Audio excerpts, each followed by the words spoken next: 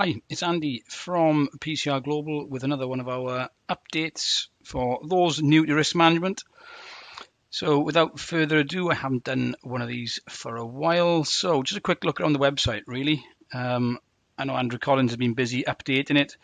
You can see our course dates on there. Courses are going really well, but really I want to show the e-Academy. So there are some free courses on here that you can take advantage of, and there are some cheap courses on there as well. Okay, moving swiftly on. Let's have a quick look. The first thing I want to look at is the HSC website, and something that's been discussed quite a lot this week is the findings from a HSC investigation and prosecution that a private security firm was sentenced after an employee was attacked at a youth offender training centre. So we're just going to read through this, and then we will look at a model in one of the books I want to show you after we have done this. So a private security company has been fined after an employee suffered life-changing injuries when he was assaulted by 4 individuals at a young offenders facility. So the secure care officer, the SCO, was working alone with a group of 6 trainees who were taking part in a scheduled activity on the outdoor fenced football pitch at the local secure training centre. The lad had only worked for the company for about 3 to 4 months. He was relatively new to the company. During the activity, one of the individuals attempted to climb the fence, and then the SCO, he actually intervened, and then the incident escalated. He dealt with it when he was on his own, and ultimately it became hostile, and then he was attacked by the 4 individuals. So he sustained multiple injuries to his head and body and was taken to hospital, where he then was found to have suffered brain damage and required a plate fitted into his skull. It's not a nice thing to read. As he says, he got a scar and an indentation on his head. Obviously, he's got to live with that for the rest of his life. He does not like talking about this to people, and he struggles with relationships. I think anybody who's been involved in any type of hostile sort of event like that, especially an attack, there's a large probability that you're going to suffer sort of later on. So ultimately, the HSC, they prosecuted the organisation with the HSC inspector saying if proper procedures and supervision had been in place to prevent inexperienced officers from working alone in high-risk situations, the life-changing injuries sustained could have been prevented. Proper procedures and supervision. You've got to think, where does everything start? All roads lead back to the risk assessment. So when this went wrong, then the organisation, they would have been producing their risk assessment and their safe working practices. Also, as part of the investigation from the HSC, they would have looked at sort of normal practice. So I don't know if this was an isolated incident, but I think we can take from it that there's a potential that people were allowed to work alone in this situation, and new officers 2 to 3 months in were also allowed to work alone. So we've just got to go back to that risk assessment. I know it's hindsight bias. We talk about hindsight bias. I know that exists, but ultimately all roads lead back to the risk assessment. And the face value of this, just at first principles, is that a good idea to have an inexperienced officer working on his own with potentially violent individuals? And I think that the simple answer to that, we don't need to look at probabilistics, is yes, that's not a good idea to do that. So I think that's worth just bearing in mind that ultimately, these organisations who do this, they're not the people on the ground aren't silly. This just happens, and it does happen, and it happens regularly. So we'll have a quick look at a model in a minute in one of the books, and we will look at the model whilst thinking about this actual scenario. So before we do that, we just have a quick look at what the guy's been up to. That's Ian out on site, happy as always. Maybe not always happy, but he's always out on site. And this is John doing his temporary works coordinator course. John's had running some fantastic courses lately. Lots of people coming on, and the feedback we're getting is that everybody's really happy with the additional content they get and the after support they get. The support is there for as long as you need it. That's how we like to do business here. But John is having some wonderful results on his courses. That's a triple STS. There he is out on site as well. I'm sure we got some pictures of Phil in here as well, but that's John out on site as usual as well. If he's not training, he's on site, and that's the same for all of us. Another SMSTS there, different course, all smiley people. This was a good course. This is the Managing Safely, and I'm really happy. I know a couple of people on this course, and their feedback was fantastic. So it's good to know that frontline, well, not quite frontline, but project managers managing projects from afar massively benefit from the course that is IOSH Managing Safely. So well done. That's Ian out on site again. I better dash past that photograph because when I took it, Rian said she really didn't want me to show it. I think that was an accident, so I'll just carry on. Oh, sorry, there it was again. Yeah, sorry, Ree, but I think we all found that funny. This is me jumping in one of Phil's courses. This was an SMSTS course as well that Phil was taking. That's a bespoke course for an organisation that's not far from here.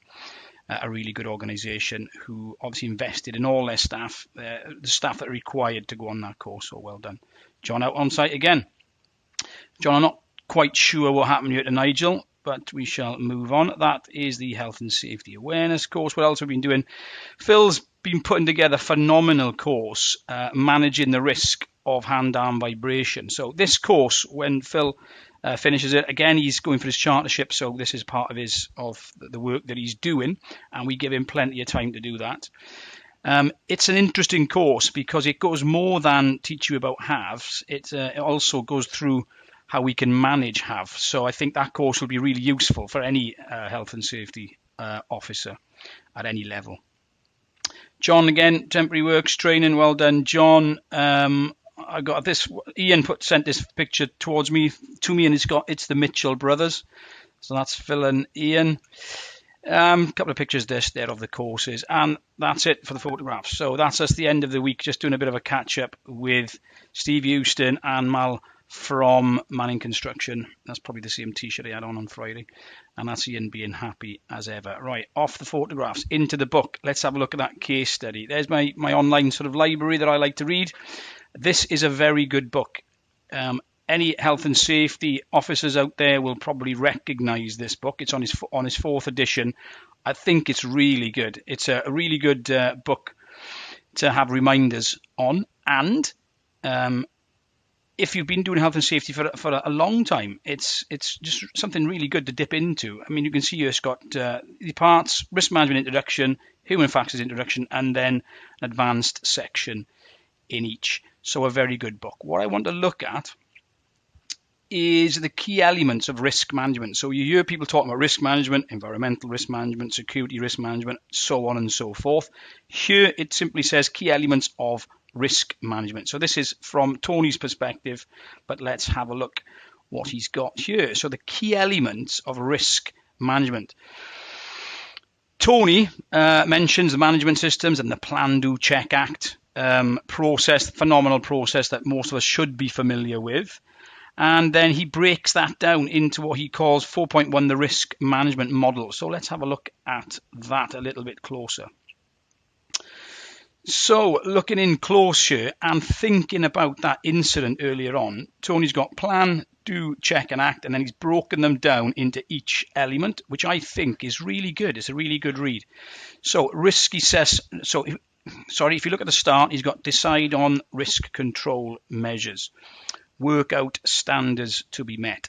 So when we're deciding on what risk control measures are required, Tony's saying look at risk assessment results. So undertake your risk assessment. This is the planning phase. Also look at incident investigation results. Now, ultimately, that case we were looking at just now, there would have been an incident investigation, and now they can review those results, of course. Also look at health and safety, legislative and other requirements. The HSC were saying in that case that the organisation failed to follow the legislative requirements, hence they were prosecuted. But worse than that, obviously somebody got injured. So if the risk assessment had identified the risk placed to an officer, a new officer from 4 individuals with the propensity to be violent, then ultimately we would hope that there were additional control measures in there, at least more supervision. We've also got to work out what standards to be met. So that could be international standards, couldn't it? It could be whatever standards you work into, really. So it's not just applicable to health and safety.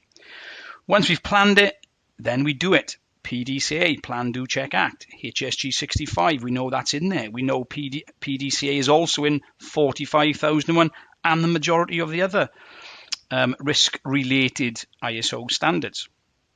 Implement our control measures. So we've fallen down, then monitor and measure. So we've got to keep an eye, look at what is going on.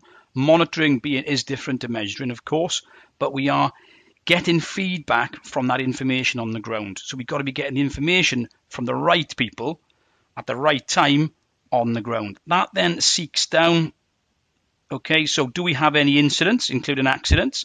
We're going to look at the number of incidents, the severity of them. Are we conforming with standards? Because this is our check.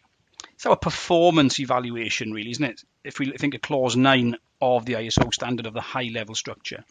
So what is the extent to conformity with standards? Side effects and spin-offs, so the nature and extent of side effects and spin-offs. That could be any additional benefits that's coming from that, any opportunities that's there. Investigate those spin-offs. Do we need to apply any corrective action? Because this is our check. And then we lead down into the act to improve processes, going back to that case earlier on, listening to what the HSC have said. The organisation, unfortunately, knowing somebody's been seriously hurt, they now need to act to improve processes.